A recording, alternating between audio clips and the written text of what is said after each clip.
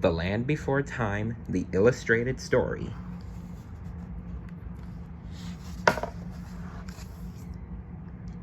Chapter 5, Littlefoot Finds Friends.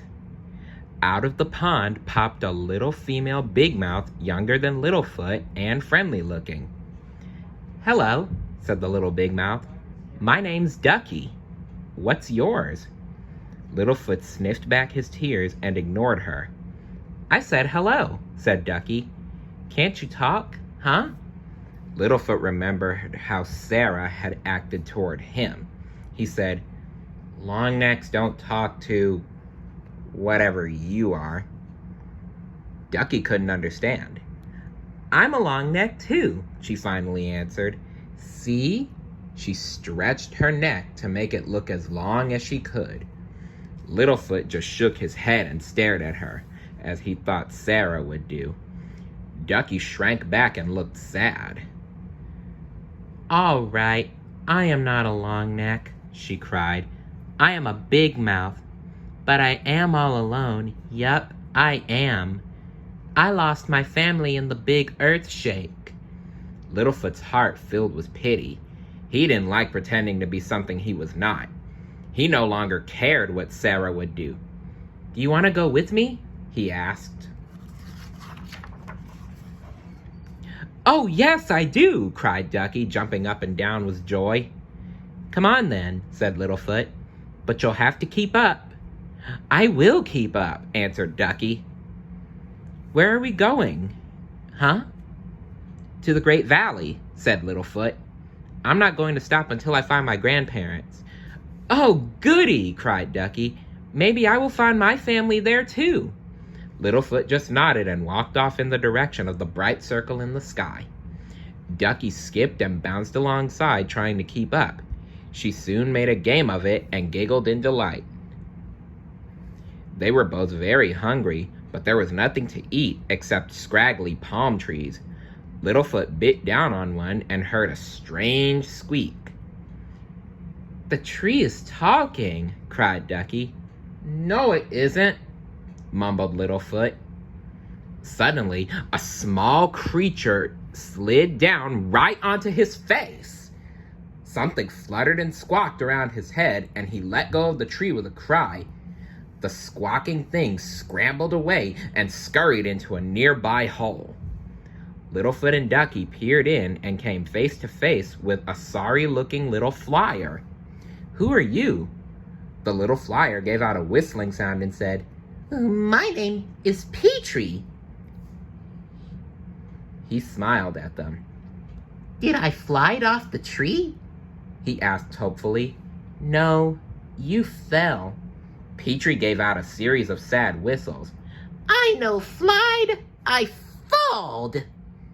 "But if you can't fly, how did you get up that tree?" asked Ducky. "I climb," answered the little flyer.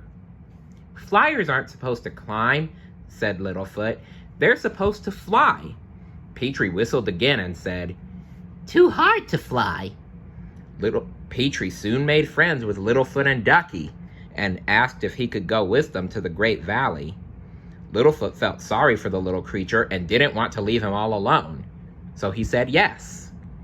In the meantime, Cera was alone in the deep canyon. She wandered along, jumping at every sound and shadow. She missed Littlefoot, even if he was a long neck. Clouds had covered the sun, sending the canyon into darkness. Cera bumped into something and bounced back. "What was that?" she said aloud. As clouds moved away and shafts of sunlight streamed down, she could see that she had bumped into Sharptooth. Cera started to bolt when she noticed that his good eye was closed and he wasn't moving. He was dead, she guessed. That made her braver. She charged at the huge beast and gave her battle cry. "Ah!" She stopped just short of butting it, then backed up and charged again. She backed up a third time and dug her feet into the ground. lowered her head, and charged. Just as she was about to hit the monster's head, she glanced up and cried in fright. Sharptooth's eye was open and glaring at her hatefully. He was still alive! Cera screamed and scrambled up the canyon side, but Sharptooth's tail slammed down in front of her. It looked as if she was trapped. As darkness fell, Littlefoot, Ducky, and Petrie were plodding along a bleak, dried-up plain. Petrie tried to keep up with his two new friends, but his little legs couldn't do it. He climbed up to Littlefoot's head, rolled up the tree star that Littlefoot carried, and tucked it under his wing. "This much better," he said with a sigh. Littlefoot shook his head. "I am not a carrier," he said. "Get off! You're a flyer, so start flying." But Petrie wouldn't budge. "Then I'll make you fly," said Littlefoot. With the little flyer clinging to his head, he started to run. Petrie flapped his wings in the wind, but he was too scared to let go. Suddenly, a terrible scream echoed down the plain. The three friends stopped in their tracks. The screaming came nearer and nearer. In the darkness, the three travelers stumbled into the skeleton of a large animal. They all turned to run the other way, but it was too late. With a wild rush, the screaming creature ran into their midst.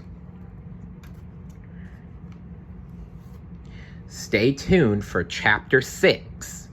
See you later. Bye.